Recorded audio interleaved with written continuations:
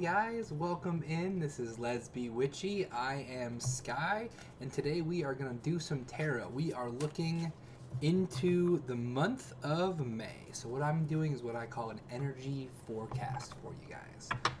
I'm going to pull 2 cards for each week, so 8 cards total, that are going to dive into what the energy of next month is going to bring. A little sneak preview, if you will, of what's to come. So let's go ahead and switch the camera here so you guys can see the cards, and we will dive right on into this.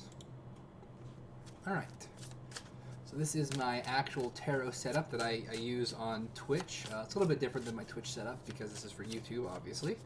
But if you're ever looking for a live tarot reading, you can catch me on Twitch under the same username.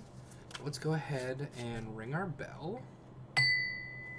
Can I please have an energy forecast for next month? What is going on? What do we need to know?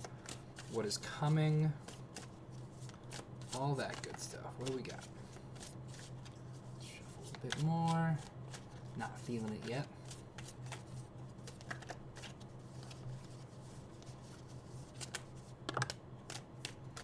Okay, so there's our first card for week 1.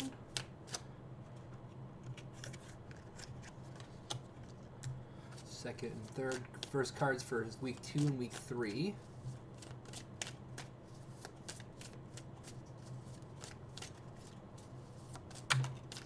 Oh, there's week 4.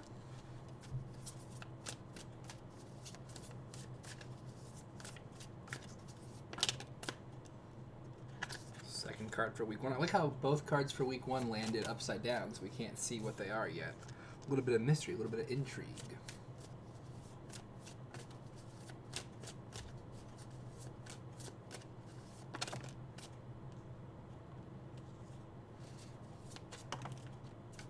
Oh, it looks like we have an additional card for the end of week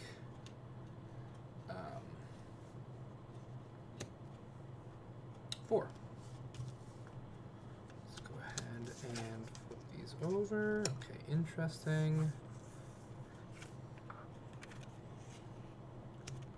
Interesting, okay. So let me just swipe over. I have to look up some of these guys. They're not all in my brain yet. I'm working on it, but you know, I got that Swiss cheese brain.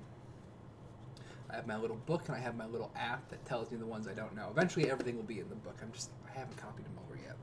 But this first week,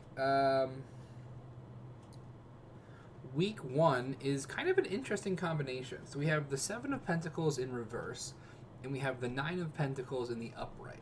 So there is this sense of impatience and this sense of procrastination that we get with the 7 of Pentacles.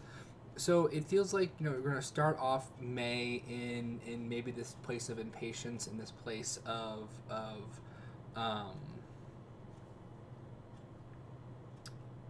you know, we're procrastinating on things. We're not doing we're not having the conversations we need to have. We're not you know, doing the task we need to do. We're not pushing towards our goals. We're kind of plateaued. But that energy clearly doesn't last long, because eventually we shift into the 9 of Pentacles, which is this card of success and enjoyment. So clearly whatever we are putting off, we're not putting it off for very long, right, guys? We're going to kind of bounce back to it very quickly and be pushing through this kind of procrastination, impatience energy to a place of success and fulfillment, which I think is, you know, a good sign. And looking at the rest of the cards, the month is kind of pretty divided. Each week seems to have some good and some bad to it, which, you know, I think is phenomenal to have that balance. And, you know, again, not everything in this reading is going to speak to everyone. For some of you, only maybe 1 or 2 of these things will apply. For some of you, all of this is going to apply. But for the most part, each week seems to be evenly split between some positive energy and some negative energy. We move on to week 2, and we have the Empress in reverse, and we have the World in upright. So the Empress is this card of divine femininity, right? This creative energy, this anything is possible if you put your mind to it type, power. And so what we're seeing here is that we're going to be lacking that energy. There's going to be maybe some traits of toxic femininity coming in. Maybe we are too sucked up into, pettier things, and we are losing our ability to be creative and this kind of like driving force of creation, really. Because that's what the Empress is this force of creation. So we are lacking creative energy in week 2. But, that cycle does come to an end before the end of the week because we have the World, which, signifies a complete cycle. And to me, what I'm picking up is that the energy of the Empress is not going to last very long. It's going to be, again, kind of short-lived, like the Seven of Pentacles. It seems to be that the start of the week is a rough kind of go for the first 2 weeks, but then by the end of the week, the energies really turn around. We are, again, achieving success. We're maybe through our creative blocks, through our creative issues. The World is completing the cycle, allowing us to kind of reap the rewards for what we were trying to sow. And we are able to move out of week 2 with some positive energy, which is wonderful. Week 3, we got the Page of Cups and the Six of Swords. Now, this is the first week where we start off strong and then we end kind of weak. The Page of Cups is this card of playfulness, of joy, and I think that this is the energy we need to embody to kind of work around the Six of Swords, which is a card of blocked healing, right? The Six of Swords says that our healing path is not moving forward in week 3, and we are stuck up. But with this Page of Cups energy, I think if we really embrace the playful, if we embrace the love and the joy and the happiness of each moment, we are going to be able to kind of push past this barrier that has stopped us and head for, this better energy. Give me just 1 second, guys. I do have 2 I have to look up real quick. That being the Seven of Swords. Okay, that's what I thought it meant. And the Ace of Swords. I'm still learning. I'm so sorry. Okay, so week 4 is just again one of those weeks where we start off with some kind of negative and then we burst into the positive. So we have the Seven of Swords, the Lovers, and the Ace of Swords. Those are the 3 cards that popped out for week 4. And the Seven of Swords is this card of deceit, of trickery, of, lies to get what you want.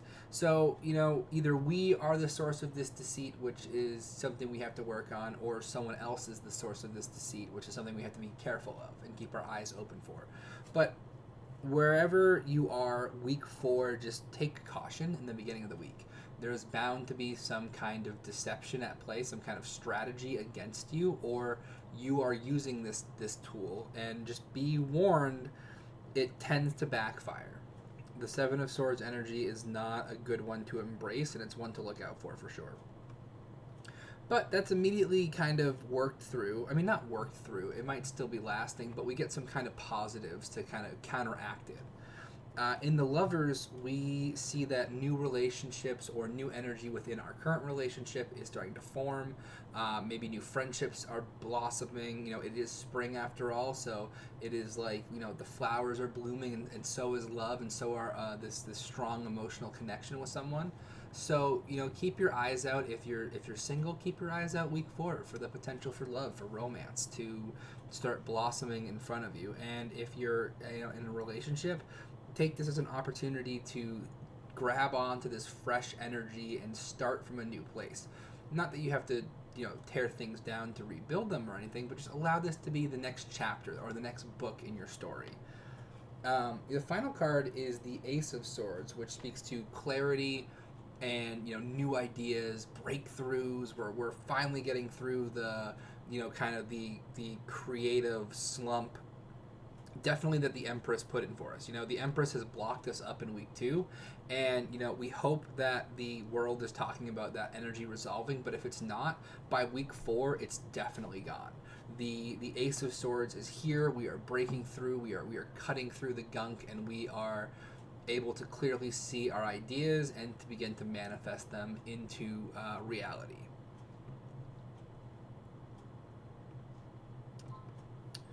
that I think is all of the energy I'm picking up off of this week. So just as a reminder, week one is going to start off with some procrastination, but it's going to end with this feeling of success and enjoyment. So keep an eye out for what that means for you. Week two, we have this blocked creativity, this kind of negative feminine energy coming in. This could be us, this could be someone external to us.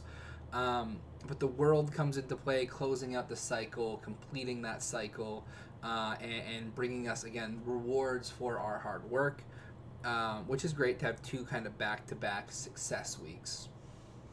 Week three, we have this playful energy, but our healing journey has been blocked.